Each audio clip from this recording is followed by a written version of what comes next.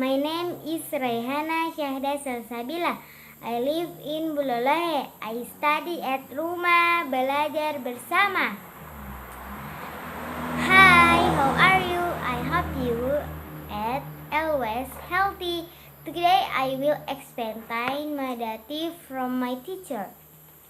Lesson 12. Clever cat. It was 2 o'clock in the morning, and it was very dark. Mr.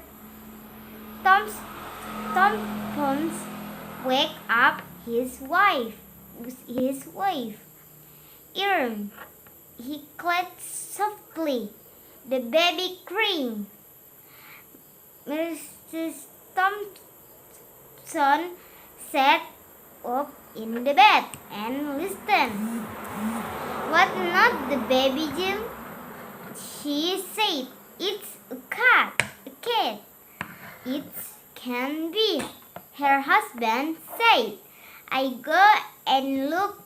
Mr. Thompson got up and went to the window. "You're right, Rain," he said. "There's a cat in the garden.